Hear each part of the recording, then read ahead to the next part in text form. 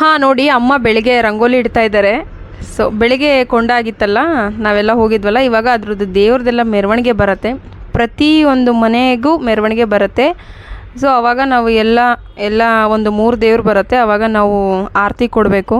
ನೋಡಿ, ನಮ್ಮ ಹಳ್ಳಿನಲ್ಲಿ ಎಲ್ಲ ಕಡೆ ನೀರು ಹಾಕಿ ರಂಗೋಲಿ ಇಡ್ತಾ ಇದ್ದಾರೆ. ಏನೋ ಒಂದು ಖುಷಿ ಆಗತ್ತೆ.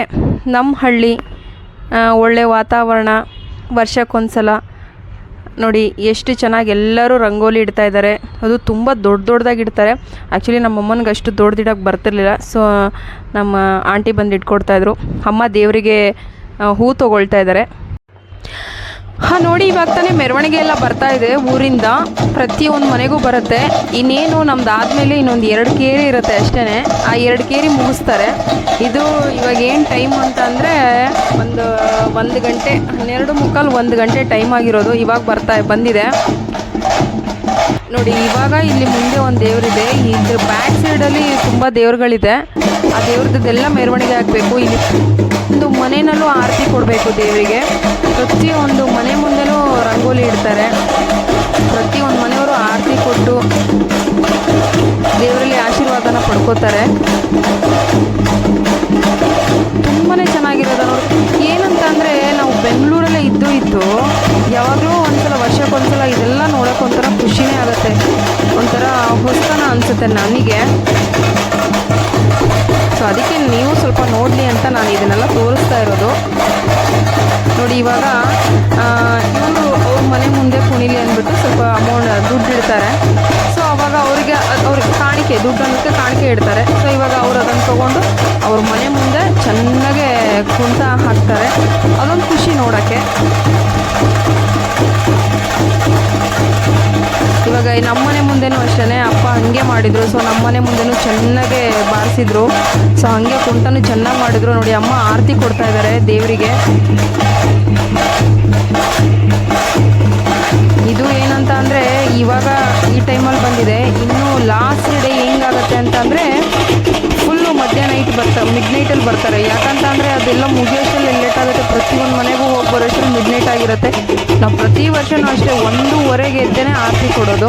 ಇವಾಗ ನೋಡಿ, ಇವ್ರ ಮನೆಯವ್ರು ಏನು ಮಾಡ್ತಾ ಇದ್ದಾರಲ್ಲ, ಹರಕೆ ಹೊತ್ಕೊಂಡಿರ್ತಾರೆ. ಸೊ ಮಡ್ಲಕ್ಕಿ ಅಂತ ಕೊಡ್ತಾರೆ ದೇವರಿಗೆ. ಮಡ್ಲಕ್ಕಿ ಕೊಟ್ಬಿಟ್ಟು ಪೂಜೆ ಎಲ್ಲ ಒಂದು 5 ಜನ ಮುತ್ತೈದೆಯರು ದೇವರಿಗೆಲ್ಲ ಪೂಜೆ ಮಾಡಿ ನಮಸ್ಕಾರ ಮಾಡಿಕೊಂಡು ಆಶೀರ್ವಾದ ಪಡ್ಕೋತಾರೆ. ಇದೇ ನೋಡಿ ನಮ್ಮ ಹಳ್ಳಿ ಆಚರಣೆ. ನೋಡಿ, ನಮ್ಮ ಬಸವ, ಆ್ಯಕ್ಚುಲಿ ಇದ್ರ ಬಸವ ಮುಂಚೆ ಇತ್ತು, 1-2 ದಿನ ಮುಂಚೆ ತೀರೋಯ್ತು. ಇವಾಗ ಹೊಸದಾಗಿ ಕರ್ಕೊಂಡು ಬಂದಿರೋದು. ಇವಾಗ ಇದನ್ನು ದೇವ್ರಿಗೆ ಬಿಟ್ಟಿರೋದು. ಈ ಬಸವನ್ನೇ ಎಲ್ಲ ಕಡೆ ಮೆರವಣಿಗೆನೂ ಕರ್ಕೊಂಡು ಹೋಗ್ತಾರೆ.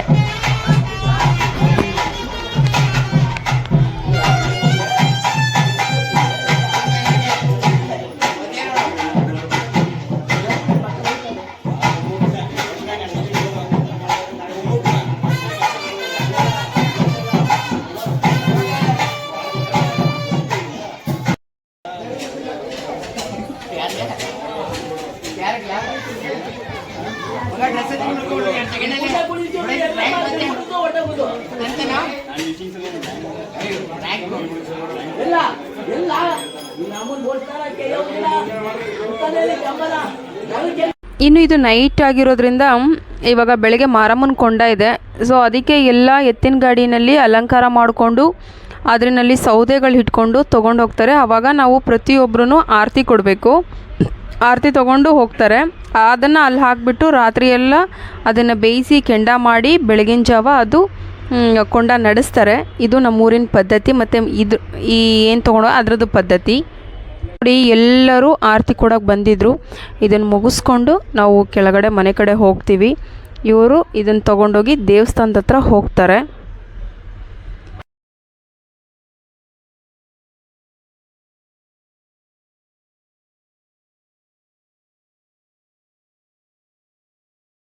ಬುಧವಾರ ಬೆಳಿಗ್ಗೆ ಇವತ್ತು ಸಿಡಿ ಇದೆ, ಜಾತ್ರೆ ಇವತ್ತು ಚೆನ್ನಾಗಿರುತ್ತೆ ನೋಡೋಕ್ಕೆ. ಇವತ್ತೆಲ್ಲ ಅಡುಗೆಗೆಲ್ಲ ರೆಡಿ ಮಾಡ್ತಾ ಇದ್ದೀವಿ. ಸ್ವಲ್ಪ ಕರೆದಿದ್ದೀವಿ ನಮ್ಮ ರಿಲೇಟಿವ್ಸ್ಗೆಲ್ಲ. ಸೊ ಪ್ರಿಪೇರ್ ಮಾಡ್ಕೊಳ್ತಾ ಇದ್ದೀವಿ ಎಲ್ಲ. ನಮ್ಮಪ್ಪ ಹೆಲ್ಪ್ ಮಾಡ್ತಾ ಇದ್ದಾರೆ, ನಮ್ಮಕ್ಕ, ನಾನು ಎಲ್ಲರೂ ಸೇರ್ಕೊಂಡು ಮಾಡ್ತಾಯಿದ್ದೀವಿ. ನಮ್ಮಪ್ಪ ತುಂಬಾ ಚೆನ್ನಾಗಿ ಮಾಡ್ತಾರೆ ವಡೆನ. ಸೊ ಎಲ್ರಿಗೂ ಫೇವ್ರೆಟ್ ಅಂತಲೇ ಹೇಳ್ಬೋದು. ಯಾಕಂತಂದರೆ ಅವರು ಕೇಟ್ರಿಂಗಲ್ಲಿ ಕೆಲಸ ಮಾಡಿರೋದ್ರಿಂದ ವಡೆ ತುಂಬಾ ಚೆನ್ನಾಗಿ ಮಾಡ್ತಾರೆ. ಅದಕ್ಕೆ ನಮ್ಮ ಮನೆಯಲ್ಲಿ ಯಾರೂ ಅಷ್ಟೇ ವಡೆ ಮಾತ್ರ ಯಾರೂ ಮಾಡೋದಿಲ್ಲ. ನಮ್ಮಪ್ಪನ ಬಿಟ್ಟರೆ ವಡೆ ಬೋಂಡ ಎಲ್ಲ ನಮ್ಮಪ್ಪನೇ ಮಾಡೋದು. ಚೆನ್ನಾಗಿ ಮಾಡ್ತಾರೆ, ರುಚಿಯಾಗಿರುತ್ತೆ. ಸೊ ಬಂದವ್ರಿಗೆಲ್ಲ ನಾವು ವಡೆನ ಕೊಡೋದ್ರಿಂದ ನಾವು ಸ್ವಲ್ಪ ಜಾಸ್ತಿನೇ ವಡೆ ಮಾಡ್ಕೊಳ್ತಾ ಇದ್ದೀವಿ ಜಾತ್ರೆಗೆ. ಸೊ ಹಾಗೆ ನಾನು ಕೂಡ ಸ್ವಲ್ಪ ನನಗೇನು ಗೊತ್ತಿತ್ತೋ ಅದನ್ನು ಮಾಡಿದ್ವಿ.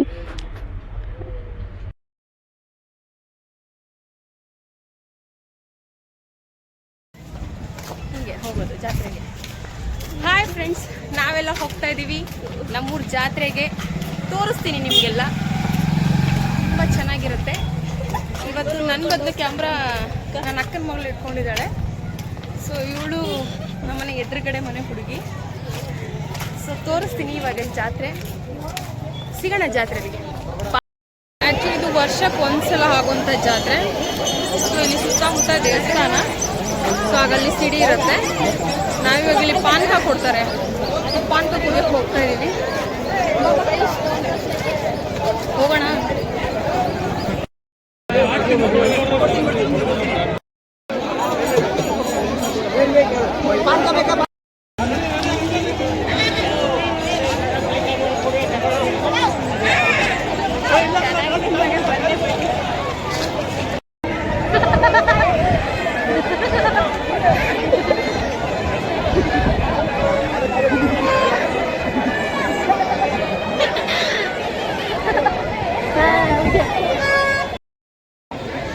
ನನಗೆ ಬೇಡ ಏನು ಬೇಕು ಬಾ.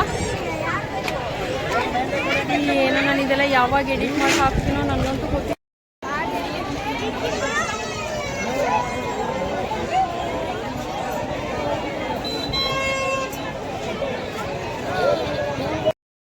ಇಟ್ಕೋ, ಸರಿಗೆ ಇಟ್ಕೋ, ಹಿಂಗೆ ಇಟ್ಕೋ.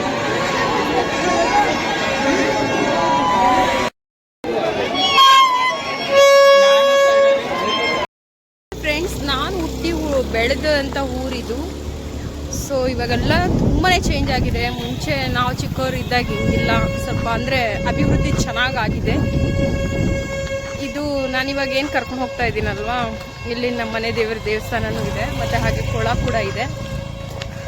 ಇದು ನನ್ನ ಅಕ್ಕನ ಮಗಳು, ಅದು ಐಶು. ಸೊ ಬನ್ನಿ ತೋರಿಸ್ತೀನಿ.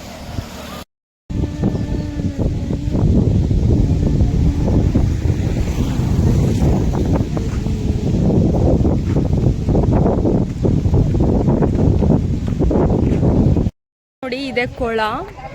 ನಮ್ಮದು ನಮ್ಮ ಹಳ್ಳಿದು, ನಮ್ಮ ಏಳುಗಳಿದು ಕೊಳ, ದೊಡ್ಡ ಕೊಳ ಆ್ಯಕ್ಚುಲಿ. ಇಲ್ಲಿ ಒಂದು ದೇವಸ್ಥಾನ ಇದೆ ಇಲ್ಲಿ, ಮತ್ತು ಹಾಗೆ ಇದು ಒಂದು ದೇವಸ್ಥಾನ, ಹಾಗೆ ಇದು ದೇವಸ್ಥಾನ. ಸೊ ಇಲ್ಲಿ ಮದುವೆ ಮಾಡ್ತಾರೆ. ಆ ಜಾಗ ಏನು ಕಾಣಿಸ್ತಾ ಇದೆಯಲ್ಲ ನಿಮಗೆ, ಅಲ್ಲಿ ಕೂಡ ಮದುವೆಗಳೆಲ್ಲ ನಡೆಯುತ್ತೆ ಸಿಂಪಲ್ಲಾಗೆ. ಸೊ ನಾವೆಲ್ಲ ಚಿಕ್ಕ ವಯಸ್ಸಿದ್ದಾಗ ಇಷ್ಟು ನೀರು ಇರ್ತಿತ್ತು. ಬಟ್ ಎಷ್ಟೋ ಸಲ ಜಾತ್ರೆ ಮಾಡೋ ಟೈಮಲ್ಲೇ ನೀರು ಇರ್ತಾ ಇರಲಿಲ್ಲ. ಆವಾಗ ಏನು ಮಾಡ್ತಾಯಿದ್ರು ಅಂದರೆ, ಇದ್ರೊಳಗಡೆ ಹಗ್ಗ ಬಿಟ್ಟು ನೀರನ್ನು ಎತ್ತುತ್ತಾ ಇದ್ರು. ಅದೆಲ್ಲ ನನಗೆ ತುಂಬ ನೆನಪಿದೆ. ಹಾಂ, ಸೊ ನೋಡಿ ಚೆನ್ನಾಗಿದೆ.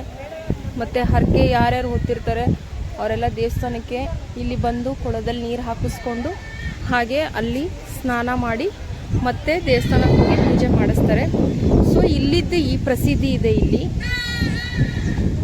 ಇದಾಗಿತ್ತು ನಮ್ಮೂರಿನ ಜಾತ್ರೆ. ಎಲ್ಲರಿಗೂ ಸ್ವಲ್ಪ ತೋರಿಸಿದ್ದೀನಿ ಅಂತ ಅಂದ್ಕೊಂಡಿದ್ದೀನಿ. ಇನ್ನು ಆ್ಯಕ್ಚುಲಿ ನಾಳೆ ಕೂಡ ಇದೆ, ಅದು ನಾನ್ ವೆಜ್ ಊಟ, ಇನ್ನೂ ಒಂದು ದೇವ್ರದ್ದು.